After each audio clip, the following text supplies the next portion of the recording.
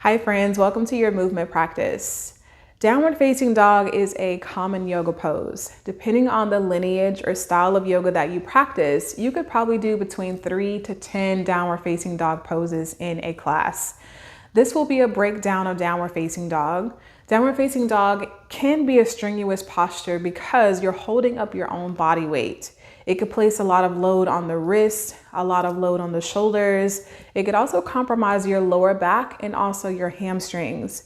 And so this breakdown will help you to efficiently learn how to practice downward facing dog. And if you already practice downward facing dog, then this will be a nice breakdown and to refine what you're already doing. So for this practice, you will need 2 blocks and you'll also need a strap or a scarf. Whatever items that you can grab, whatever you have, go ahead and do that and get ready for practice. We'll start with pelvic positioning. Pelvic positioning, I would say, is the most important for a downward facing dog. I would say it's the most important because this is our center of gravity. Our pelvis, what is below, what is above, right? The positioning of our pelvis tends to affect what's happening below the body and what's happening above the body. Come to your knees. We'll practice pelvic positioning here on the knees. Tops of the feet are down. Hands can be on your hips so you can actually feel what's happening here. Just find your pelvis in a neutral position. Your knees are hip width distance apart. So the knees are right in line with the front of your hip bones. And you can just kind of shift from side to side. Just move your pelvis from side to side. Pelvic tilts are just movements of your pelvis. So come back to your neutral pelvic positioning and begin to arch your back. So what that could mean for you or feel, or how you could feel into this, is to move your sit bones or just your butt back. And you'll notice that the front of your pelvis moves forward, your rib cage may come out, maybe your chest is slightly lifted, and there's an arch through the lower back. Now we'll move the sit bones down so that you can take the arch out of your back. And if you feel around here around your pelvis, you'll feel the front hips lift a little bit closer to your rib cage. So let's add in some movement for that. Slowly arch the back and then smooth out the lower back. Move the front of your hips towards your rib cage and do that a few more times. Try not to squeeze the butt. Try not to activate like any other muscles.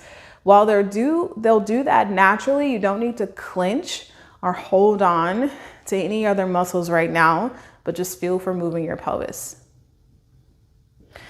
Let's take our pelvic tilts on the ground. Lie down on your back.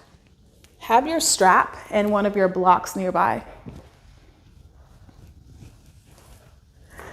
As you lie down on your back, have your knees hip width distance apart, similar to how we were on the knees.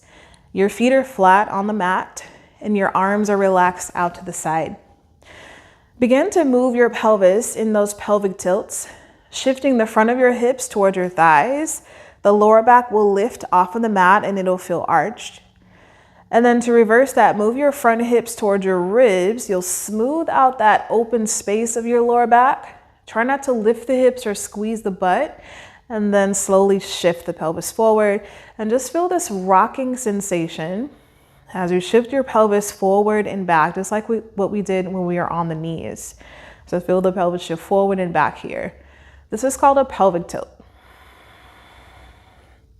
If you find that there is less movement or maybe there's some resistance here, this is something that you can practice every day. You can lie down on your mat. You can even do this if you're working out at a gym and you lie down after you work out. I find that this is very helpful to alleviate lower back pain, because typically when we feel some resistance or tightness, we just need some movement here. We need to loosen up these ligaments and these muscles and to give the joint some space to move better. Come back to the center of your spine and feel that it's neutral, where the lower back is smooth underneath you, your sit bones are underneath you, and take your feet wide. So heel toe your feet out to the edges of your mat and slowly begin to windshield the knees from side to side. So this is also a pelvic tilt, right? Now we're tilting the pelvis from side to side. And this will be considered mobility, because we're mobilizing the hips and the pelvis here. And our joints were intended to move. So as you windshield wiper the knees from side to side, just feel that movement. Feel how your legs carry you from side to side, but also notice how your pelvis moves. Notice how maybe your upper back, your spine, your ribs will move with you as we are moving from the center of gravity at the pelvis. Come back to the center, bring your feet back underneath you, hip width distance apart, and grab onto one of your blocks. Take the block behind your right thigh and you'll grab the block with both hands. Use the block to hug your thigh in a little bit closer to your body. Your left knee is still bent. And we'll work through the ankle now. So downward facing dog, even though there's a lot of focus on the spine and your hamstrings, the ankle is so important. The ankle is important. It's the foundation of the body. The feet are the foundation of the body. So start to flex your toes back to your shin and then point your toes. And you'll notice maybe the calf will press down into the block and then flex toes back towards your shin and then point, and do that a few more times. Move the toes back and then point. Do that one more time. Come back to toes towards your shin and circle the ankle to the right and then to the left. We're just getting some full mobility into the foot and the ankle, rolling around the toes. Come back to the center, move your toes back to your shin and press the block into your thigh a little bit more. Hug the thigh towards your body and slowly begin to straighten the leg at any degree. Once you feel that stretch in your hamstring, that's where you pause. And then slowly lower the foot down towards the ground. Do that 2 more times. Slowly lift, take your time, slowly straighten the leg. The moment you feel your hamstring kind of pull back, or another indicator is your thigh will move away from your body because your hamstring wants to release that tension. So hug the thigh in. Do that 1 more time. Keep the toes moving towards your shin as you lift the foot up towards the sky. The moment you feel your hamstring respond, that's where you stop. And then lower the foot back down. Move the block out of the way and grab your strap or scarf, whatever you have. Take the item that you have and wrap it around the ball of your toes. Straighten your leg up to the ceiling. Once you grab your strap, I want you to look at your foot. Is the strap on your arch or maybe your heel? Wiggle the strap so that it's underneath your toes, and this will give you more access to pulling the toes down towards the body.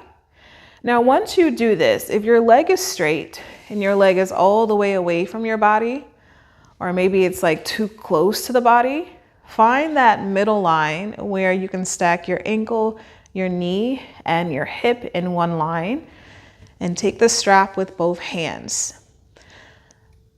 Gently pull down on the strap and your toes will move with you so you can feel all this length through the backside of your body. Take a full deep breath into the nose and exhale out of the nose. Full deep breath in, feel the breath move down and into your belly. On your exhale, slowly start to point your toes, but keep pulling down on the strap. You'll feel a nice ankle stretch here. And then point the toes down, pull on the strap. Let's feel the length through the back of the leg. One more deep breath in. Exhale, sigh it out. Bend the knee, take the strap from your foot and place it down onto the side of your mat. To switch sides, grab your block again. You'll place the block behind your left thigh. Press the block to the back of the thigh, hold the block with both hands, hug your thigh towards your body, and relax your foot down. We'll start with the ankle movement. Point your toes and then move your toes back to your shin. Feel the foot move forward and then back towards the shin. Do that one more time, move the foot forward and then back to the shin. Now start to rotate from the ankle. The foot moves to the left and then to the right. Get a full range of motion here through the foot.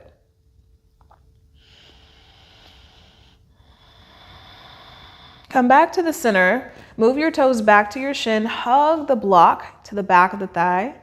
Slowly begin to straighten your leg. And when I say straighten, what I mean to move the leg until your hamstring responds. Another indicator is if your thigh moves away from your body, keep it hugged in towards the body and you'll lower and relax the foot down. Keep your toes moving towards your shin as you straighten the leg at any degree. The moment your hamstring responds, that's where you pause. Lower the foot down.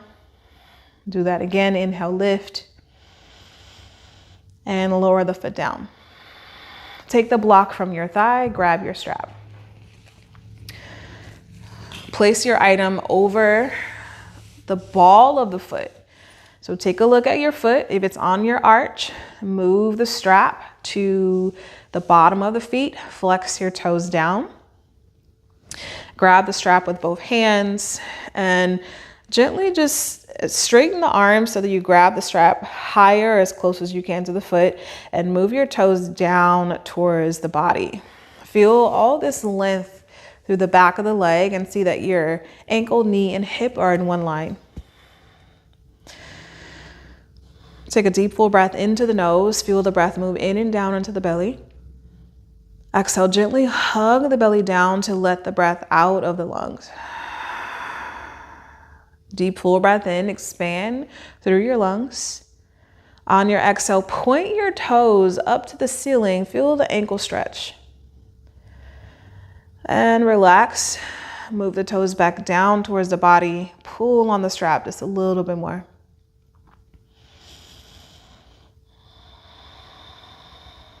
Remove the strap from your foot, bend the knee, and place the strap out to the side. Straighten both of your legs. Bring your arms alongside your ears and take a long body stretch. Bend your knees, place your feet on the mat. Now hug both of your knees into your chest. Give yourself a big, big hug.